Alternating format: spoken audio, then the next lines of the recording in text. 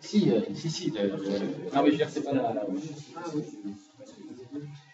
Donc, on transforme, donc V0 est une constante, donc on utilise la linéarité de la transformée de Laplace, donc V0 reste en facteur. Transformé de U de t, 1 sur P, moins, et transformé U de t moins tau, c'est la fonction échelon retardé de tau, donc d'après le théorème du retard, c'est exponentielle moins tau p, quoi qu'il arrive, qui va multiplier quoi? Qui va multiplier la transformée de la fonction qui nous intéresse. Et la fonction qui nous intéresse, c'est quelle fonction qui est retardée ici? C'est la fonction u. Il n'y a que u qui est retardée. On n'a pas d'autre. Donc, on multiplie ça par 1 sur p.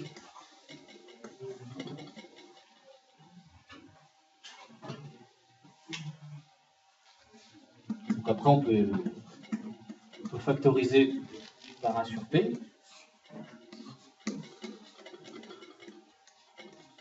Voilà.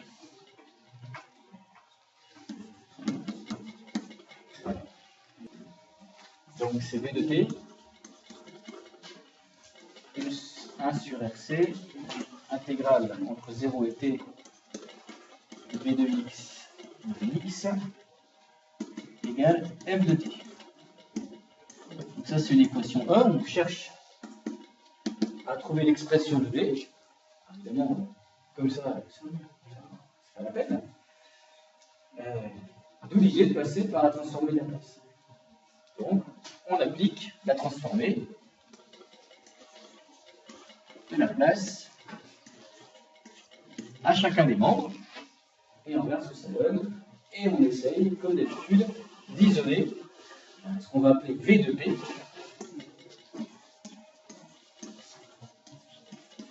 la transformée de la fonction. Donc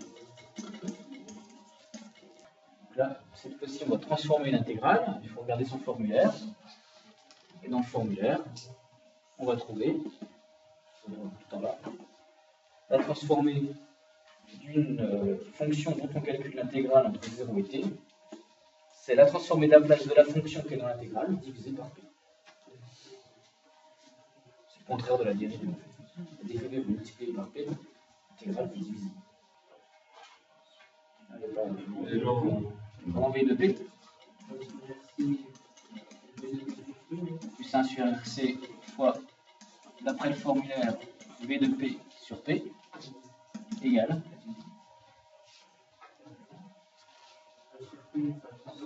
grand F. Voilà, je vais l'appeler grand F de p dans un premier temps. Mais grand F de p, évidemment, ce qu'on a calculé ici. Ben, si vous voulez, je veux dire, n'importe qui peut écrire ça en regardant son formulaire. Avec évidemment la connaissance de la linéarité de la transformée de Laplace. Mais quelque chose d'intuitif, il n'y a pas de formule particulière. Hein. Les constantes restent à leur place, et comme l'addition et ces additions, pas de souci. Voilà, donc maintenant, comme d'habitude, il faut isoler la transformée de V pour pouvoir essayer d'en déduire quelque chose. Alors, bien sûr, grand F de P, il va falloir le remplacer avec ce module. Donc on isole. Et en fait, les problèmes auxquels on va être confronté sont surtout des problèmes de calcul de fractions. C'est même pas vraiment du transformé de Laplace le problème. Le problème, c'est que je vais avoir des sommes avec des fractions, il y a des lettres. Il faut que je gère ça. Si vous gérez ça correctement, je veux dire, les connaissances finalement sur la transformée de Laplace pure, on ne les utilise pas à ce niveau-là. On les utilise en fait qu'à deux endroits. Ce passage-là, quand on calcule la transformée dans les deux membres avec la lecture directe du formulaire, est plus délicat lorsque on a pu isoler V de P, on a une expression à l'aide de P, et on essaye de retrouver l'original. Ça, c'est plus délicat. Voilà, c'est le point le plus délicat qui a trait au cours sur la transformée de Laplace. Tout le reste, c'est du calcul algébrique, des fractions, des sommes, des machins, etc. Et c'est exactement ce qu'il faut faire ici. Donc là, vous voyez, il faut que je factorise, donc il faut que je fasse attention quand je factorise. V de P facteur de 1 plus 1 sur RCP. Voilà, 1 sur RCP. Alors moi je vais écrire PRC, mais bon, c'est pareil. Égal, et puis alors là, grand F de P, cette fois-ci, il va falloir que je remplace par ce que j'ai ici. Donc vous voyez, c'est beaucoup de lettres. V0 sur P, facteur de 1 moins exponentielle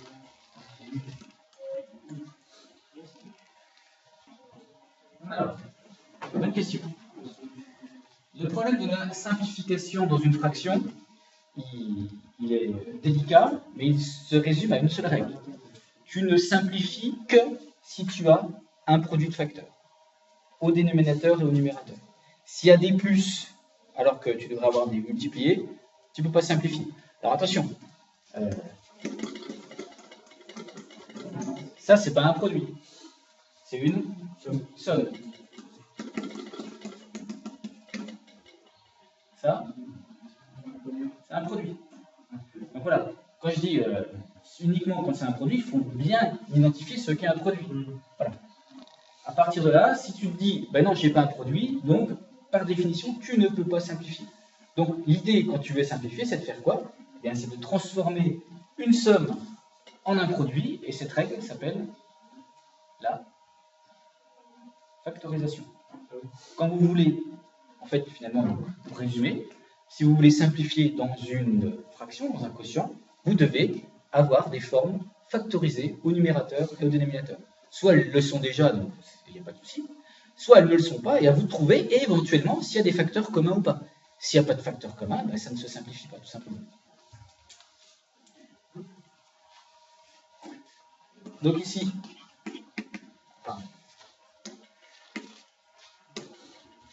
on ne va pas tout de suite isoler V de P, hein, ce sera un peu trop lourd. Qu'est-ce qu'on va faire par contre? Mettre sur le même dénominateur, donc ça fait PRC plus 1 sur PRC. Et donc là, surtout ne pas simplifier, puisque là j'ai une somme, et puis ça ne sert à rien, puisque je viens de réduire le dénominateur. Égal, bon voilà, par contre, on va laisser comme ça, on va faire mieux.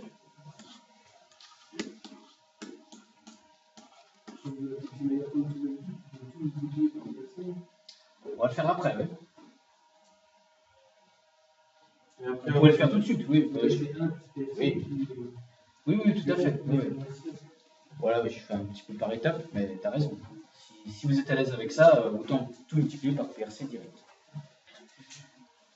Voilà, donc maintenant, on va soit tout multiplier par PRC, puis ensuite diviser par PRC plus 1, ou bien directement diviser V de P par PRC plus 1 sur PRC, donc multiplié par l'inverse.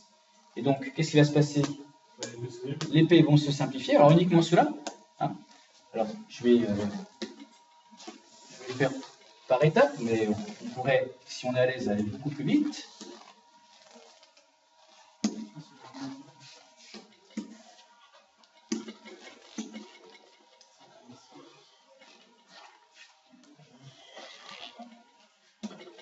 Donc ici, ça veut dire que V de P égale PRC sur PRC plus 1 fois V0 sur P, 1 moins exponentielle moins taux P. J'ai multiplié par l'inverse pour diviser.